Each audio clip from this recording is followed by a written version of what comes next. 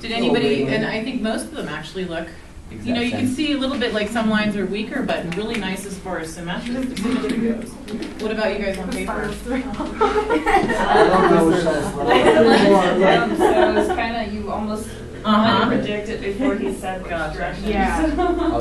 Okay, let's do one more quick one and switch partners. So the other person's going to draw, and take a second to erase your spots.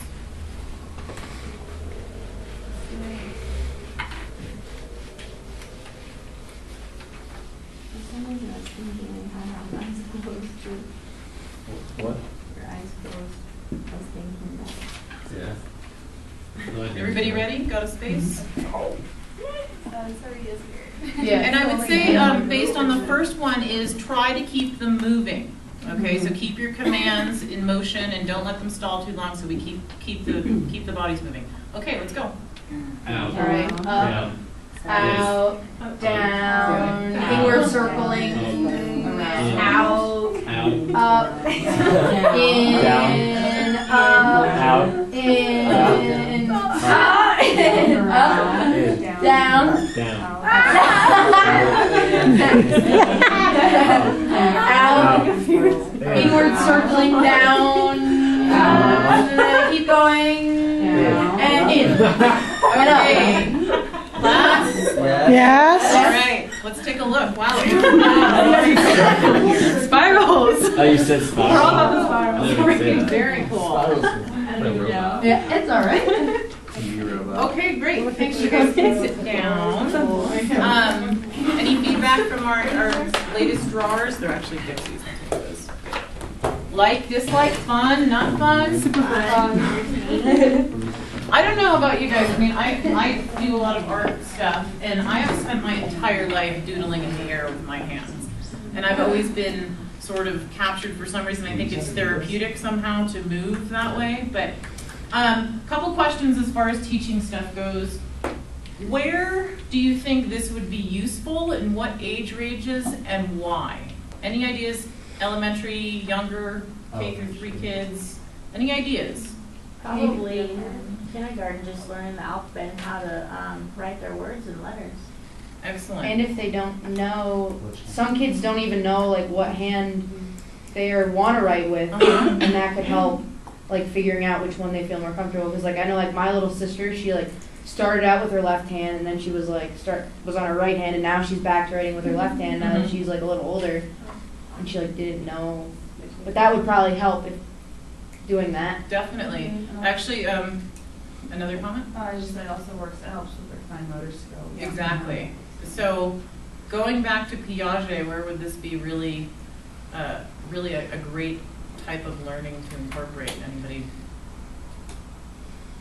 From sensory motor up to, I think, pre-operational to. So basically, on the younger note, according to the Brain Gym book, which I thought was absolutely fascinating, is learning to use both sides helps dramatically improve your children's ability to use symbols, to communicate, to language, to develop language. I mean, these are things that I wouldn't have known if I hadn't been looking into this, and it's pretty fascinating stuff. What about if we went up into middle school?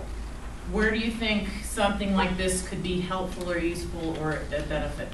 And what type of skills? Anybody have any ideas? Geometry. Geometry. Why do you think so?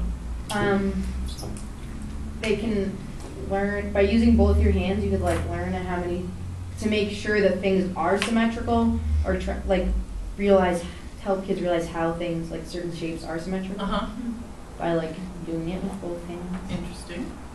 Definitely. Art class. Art class, for sure.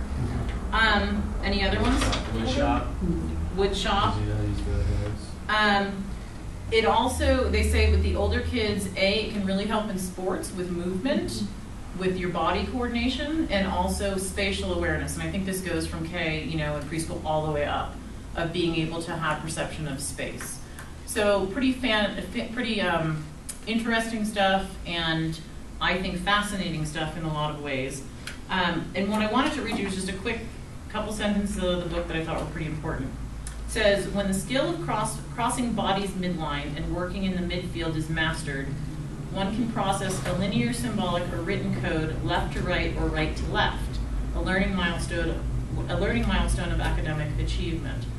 I did this, and I'm just going to show you really quickly. I did it with my 7-year-old and his best friend. And I wanted to kind of see how they liked doing the activity. I also kind of wanted to see how it came out compared to, you know, more civilized older people.